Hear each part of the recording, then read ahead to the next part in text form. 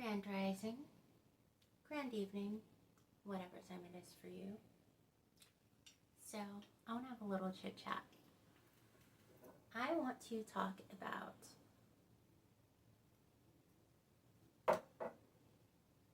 some insights that I gathered from rewatching the movie The Matrix last night. I'm just kidding. This is my daughter's tea set. I just think it's really cool. I wanted to use it. So I'm about to spill some cosmic tea. Are you ready? Ready or not? Okay, so the movie The Matrix is a movie that I watch once annually. So once a year, I make it a point to watch it. Each time I have watched it over the many years that I have, I pull new insight and information that confirms a lot of my beliefs, a lot of my understandings of the mechanisms of the matrix of the mind, as well as the matrix that we all reside inside. Well, last night, what really stuck out to me was the last scene in the Matrix. So, in the last scene, Neo is fighting Agent Smith, and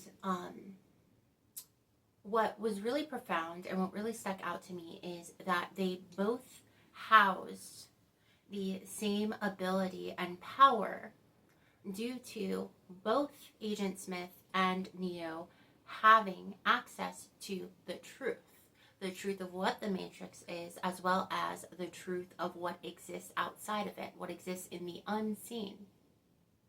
But where Neo and Agent Smith differ is Agent Smith is artificial intelligence and Neo is an organic human being that had love. It was the kiss between Neo and Trinity that activated Neo into his full, activated, and highest potential of self, which incensed him and gave him the ability to dominate Agent Smith. Not only did he dominate Agent Smith, but he entered Agent Smith. So the first point I want to make with that scene is it really touched on how love is the highest vibration in the universe, and truth is the most potent and powerful frequency. And paired together, you have the capability to exist within the matrix while at the same time existing outside of it. That truth and having the knowledge, the wisdom, and the information that anything that happens within the matrix, anything that you are capable of doing, anything you are capable of experiencing is entirely connected to your held belief. The only boundaries on what we can do and what we can experience and what we can create go as far as the boundaries of our mind. Neo is someone who removed those boundaries because he had the awareness and the understanding that there was an unseen world that existed outside of the matrix. And so his confines, the boundaries of his mind, were limitless, right? But I wanted to touch on the point that both Agent Smith and Neo both had the same knowledge, the same wisdom in the sense of information. They both had access to the same truth. But it was only Neo who housed both the truth and love. And that is why he was a force that was powerful enough to influence and recode, essentially, to enter and absorb Agent Smith. Another point I want to touch on, that I've recognized actually throughout the years of watching the film The Matrix, is the idea again that what your abilities, your capabilities, and being what it means to be a conscious creator, right? Or a consciously drive your human experience. Consciousness is awareness. So you would need to have all of the information and be able to see both what is unseen and seen in order to move from a place of consciousness and full conscious awareness. And it is only then when you've removed those boundaries and those limitations from your mind. So your mind, your held beliefs are boundless and infinite. Do you then have the opportunity and the potential of experiencing boundless and infinite experiences while in your human experience? Like the different potentials that you then have access to when you expand the potentiality of your mind, when you expand what it is you believe, when you allow yourself to be open and receptive to all of the data, all of the information, all of the truths, right?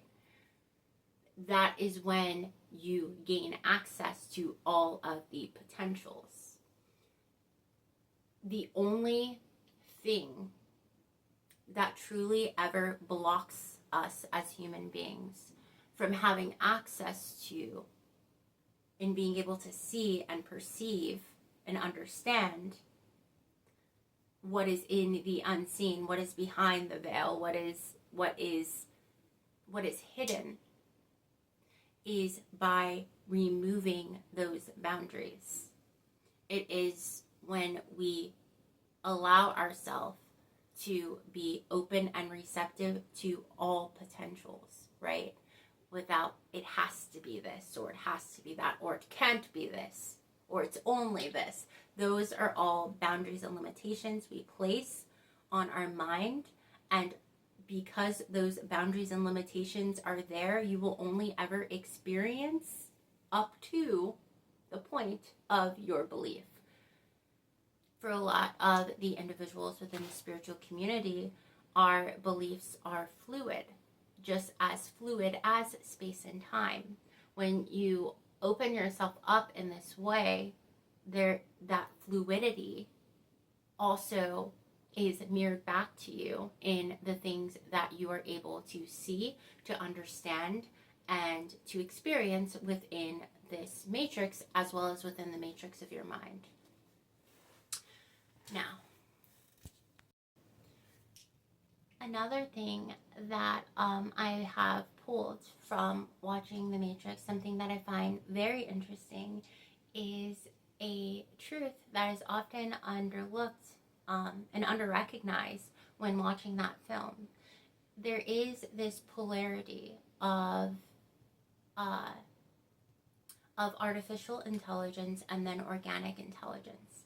But and you can see this in our external world, in our external reality. There are people who are operating as sleepers, people who have not yet removed those boundaries and those limitations to allow themselves to see beyond what is being sold to them, what they are being indoctrinated to believe and to see. Well, something that I find really interesting, and this also I think occurs near the end of the movie, is when Neo enters Agent Smith. The way that I interpreted that aspect, that part, is that so often we hear in this matrix how people can be tempted by evil, how we can be influenced, how we're being indoctrinated, how we are being, manipulated and controlled. but everything exists on a dualistic potential playing field. And so what I found so interesting about that last scene in the movie is that just as much as the dark or the false light or the inorganic can influence the organic, the light, the love, the organic can influence the dark. We have hold just as much power, empowerment, influence to seep into the dark and create light there so that it is then realized and can be integrated into back into the truth of what all things are, right? Into that collective scope of awareness, as the dark has to influence us. And we're actually seeing this at a macro level. The light, which is synonymous with truth, with awareness, and with consciousness, is seeping into these spaces, all of these hidden spaces, which can be akin to like the subconscious part of the matrix, the shadow matrix, the false matrix, the shadow government. There is light and awareness seeping into these spaces and places, and that is why a lot of the things that we once were easily spoon-fed, easily indoctrinated to believe, easily, influenced with, they're just not able to connect and not able to influence and manipulate in the same ways that they were. Because just as, that temptation, that dark, that unseen, that subconscious can influence those who are aware and conscious into being unconscious, awareness, light, consciousness, and truth can influence the unseen, the subconscious, and the hidden and untruth. And so I think it's really interesting that that's what we are seeing. That's what's being reflected back to us. It is like the changing of the tides, that infinity loop is swinging back. The turning of the tides. I think that's the thing I meant to say. But we're seeing at a macro level, at a mass scale within this matrix, as well as within the matrix of our mind, that actually awareness, truth, and light are influencing and manipulating and seeping into all the spaces and places that were hidden and unseen and unknown and unrealized. So I think that that's a beautiful expression of how truly cyclical and intrinsic and dualistic these polarizing forces can influence each other and do. And when one side is thrown out of balance for longer than the other, eventually that tide has to turn, because that is just the way that the cycles within cycles within cycles that everything is built upon, and everything flows and operates. This system, this network works. And I know that to some this might just sound like baseless rambling, but to those of you who have stepped out of the boundaries of your mind and are open and receptive to just looking at things from different angles, you might find this interesting, and it might inspire you to go watch the first Matrix movie again, even if you've seen it before. I know me watching it annually, there's always something else that I pull from it. But another thing that, another thought path that watching that movie triggered within me was how there is so much fear in reference to artificial intelligence, to AI, what it's doing to the planet, what it's doing to our minds, and what it's doing to humanity. And these are all very warranted fears. However, that I think it's so interesting that there are people who worship this thing that is just simply a creation and believe that this creation created by organic real humans who are creators is going to somehow wipe us all out. Even in the movie The Matrix, it shows that truth paired with love, which is like to feel love, to truly feel and empathize and emote, those are only something that can happen from things that are organically birthed and grown. As far as I see it, AI will always be lacking in that department. And ultimately, the very thing that like AI and psychopaths, because they do have there's definitely a crossover there between people who are psychopathic and just being so far removed from the natural universal language of emotion, right? And empathy. And I don't mean cognitive empathy, I mean empathy, like feeling. Like the feeling of feelings, not so much just the understanding of feelings, because that happens in the mind, and AI can do that. AI can cognitively understand empathy and pain and love and things like that, but it can't feel those things. And there are a lot of human beings, or perceived human beings, on the planet right now who match that same energy. They can cognitively understand emotions and love and empathy and pain, but they don't have the capabilities, the wiring, the network, the mainframe to actually experience those things. And what I find interesting is in the movie, the very same thing that you'll see a lot of people in these positions of perceived power stating as being weaknesses of humanity.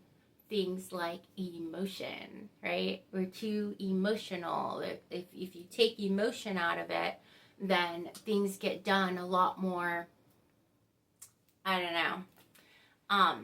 But that actually, the very thing that it could be perceived from a specific collective as being a weakness is also our biggest strength. It is that unpredictability of emotion that can't fit into any predictable algorithm, right? True human emotion, true empathy, true love, true passion, it's completely unpredictable. And so I find it really interesting that in the movie The Matrix, that is the biggest weapon of all, is that unpredictability. Neo is an anomalous code, an anomalous virus, but I believe an antivirus, because I believe the true virus is that in which tries to destroy and wipe out what is organic emotion, feeling, truth mixed with love, perfect order mixed with disorder. We need these dualistic principles, these dualistic mechanisms in order for anything to evolve, right? In order for anything to be alive, things need to oscillate, they need to vibrate in order to generate life energy. And so I find it really interesting that the very things that we humans create to try to perfect what is already perfectly imperfect, which is humanity, being messy and human and unpredictable, which is one of our greatest strengths as a species, actually, because it generates energy. But that very thing was also their Neo and his team's greatest weapon, was that the unpredictable, messy, and activating energy of love and emotion. And so I listened to like all of these tech giants talk about how, AI is going to, we're not going to need, any usage for humans, messy humans with all their feelings and whatnot, not realizing that just like in the movie, human beings were used as an energy source. And I do believe that that's already happening. Not in that way, not in the way that it was portrayed, but there's definitely something to be said about creating certain things so that we pour our attention and our energy and our love feelings and our passion and our anger and our fear into feeding a fear factory that is a matrix. And what's so cool about recognizing or just giving yourself the permission to have a mind that is boundless and infinite, and to have beliefs that are what's the word I'm looking for? Have beliefs that are open-ended, that are malleable, that change with new data and information, right? Having a system that operates in that way means that your adaptability to rigid confines and constraints and your ability to override them, and so you can both move throughout the system, the matrix, but also exist outside of it while you're doing that, means that you have a higher probability of connecting with or being guided towards other people who are ready to see as well. Sorry, my phone's about to die.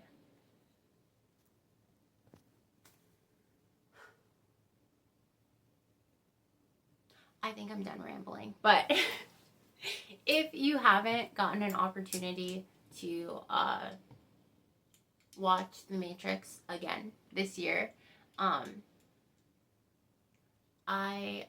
think you should go watch it and then tell me anything that new that maybe you didn't see before popped out to you, and some interpretations that you have in regards to that film, because I'm always open and receptive to other perspectives and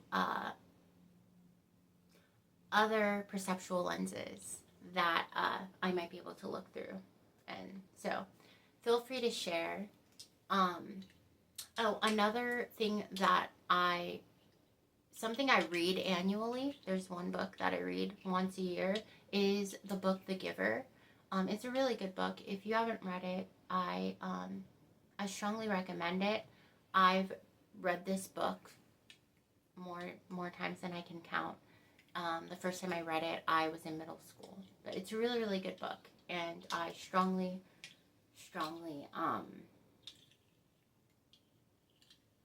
I'm just losing my words today, man.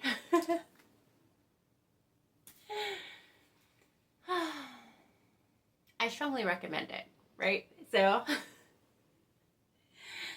I think that's it for this video. Hopefully you're following some of those connections that I made, but love and truth, having both of those, housing both of those, exuding both of those, will always outlast and override what is unorganic and unauthentic. And being an anomalous code in a system that runs on predictability and predictive programming, in order to, sell you a reality, or force your beliefs, or coercively control what it is that you have the opportunity and the potential of experiencing within your human experience. Yeah, that can all be overridden, or not overridden, that's not the right word, but your unpredictability, your messiness, your humanness is also your greatest strength and greatest power. Your ability to feel, your ability to empathize, your ability to be receptive and step outside of, limiting beliefs. And when I say limiting beliefs, I just mean, I think that being open to things that exist outside of what you are fed, what you are told, I don't know, question everything, seek, find, stay curious. Yeah. I'm sending you guys so much love to the universe and beyond. Bye.